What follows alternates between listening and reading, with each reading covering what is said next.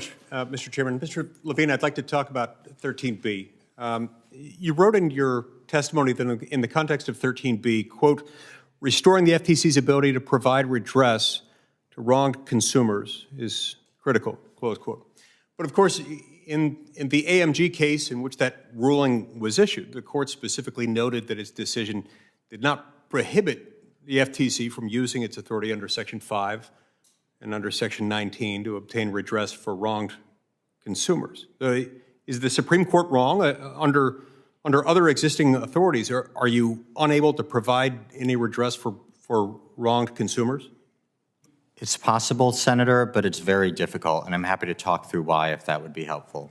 Okay, well, I mean, it is pretty significant. I mean, there was a significant ruling. The ruling was significant on its face. It also happened to be unanimous.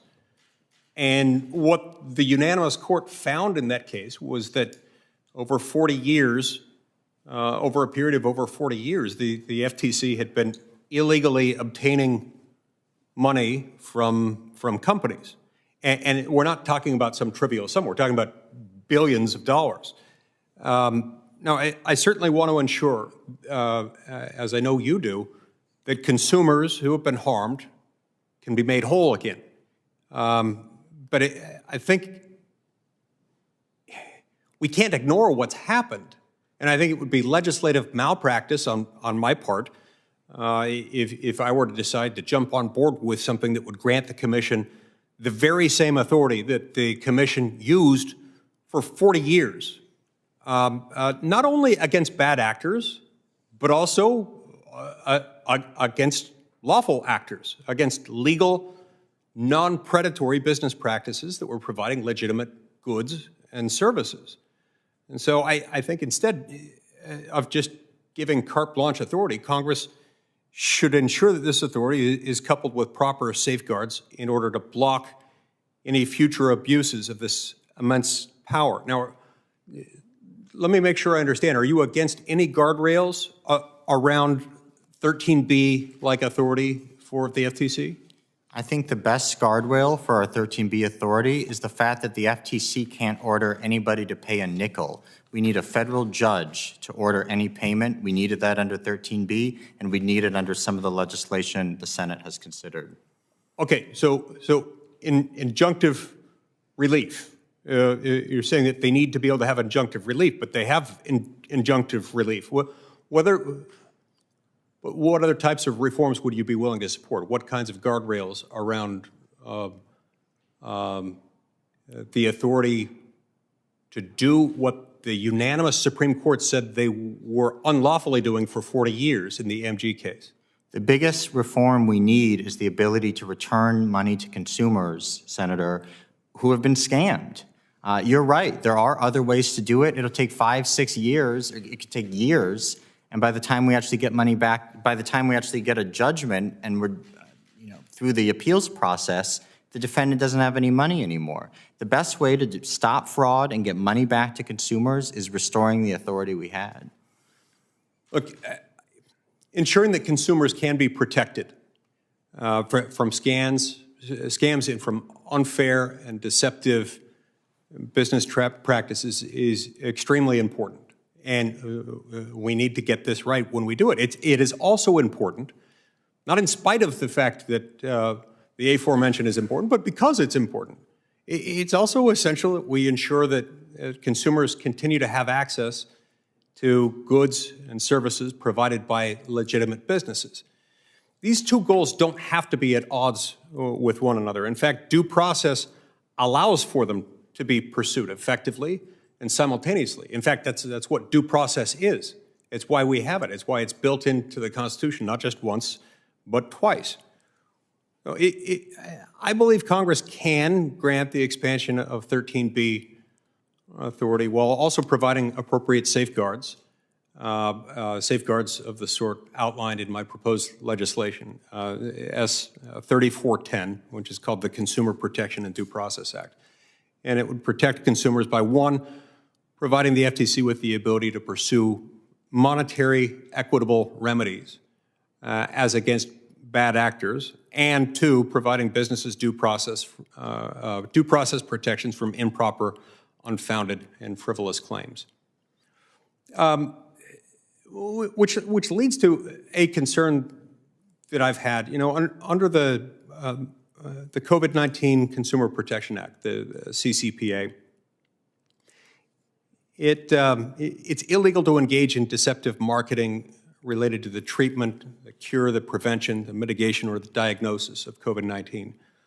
Over the past years, the past 2 years, roughly, since that's been in place, many hardworking Americans have stepped up to the plate and have worked diligently to identify or create or develop inexpensive therapies and treatments against COVID-19. Lamentably, it seems that the federal government is keen on promoting only some solutions, while essentially blocking medical professionals from delivering other FDA-approved medications for the treatment of COVID, treatment options that are often far less expensive and far more available than the government-pushed approaches. And I find it quite concerning that this combination of the FTC, the FDA, and other entities seem to be trying to block the off-label use of approved drugs when it comes to tackling the COVID-19 pandemic. In some cases, it's off-label use of previously approved medication. In other cases, it's anything that looks like it might help relieve the symptoms of COVID or otherwise address COVID. And so, look, it's not illegal for healthcare providers, in their best judgment as medical professionals and with the health history and the best interests of their patients in mind, just prescribe off-label uses for approved drugs. You think this is a valid and important practice that's being hampered by the FTC and the FDA?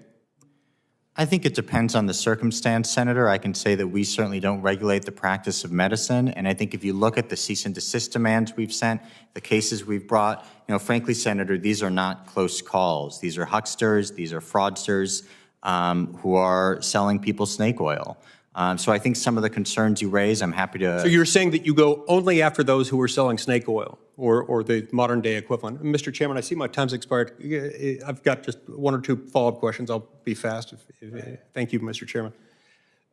We go after a wide range of COVID-related frauds. You do. And they're not close calls. In your testimony, you mentioned that the first case that you filed under the CCPA was against a chiropractor due to claims about the use of vitamin D and zinc supplements to treat or prevent COVID-19.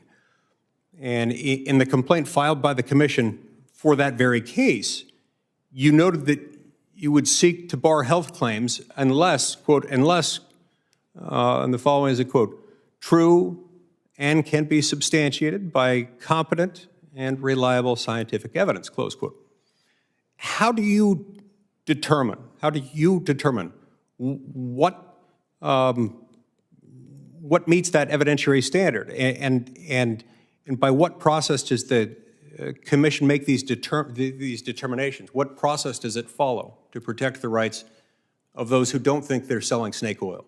The short answer, Senator, is that we have to persuade a federal judge. It's been the position of the FTC for decades that if you're going to make a health claim, there needs to be a reasonable basis for it, or else it's deceptive. But we can't just announce that. And what guidance do you provide them about what's deceptive? We've provided extensive guidance both through our casework and through our business guidance on ftc.gov around the types of bases we look for making medical claims. But again, if we're going into federal court alleging that a claim is unsubstantiated, we're only going to win if we can convince a federal judge. Yeah, and therein lies the tie to what I'm describing about the need for due process. You have overwhelming power at your disposal. You have presumptions in the eyes of an entity that is staring down the barrel of your enforcement. It's not an even playing field when they walk into that court. The immense authority that you've got at your disposal within your discretion is itself looming, and it can and does shut businesses down entirely.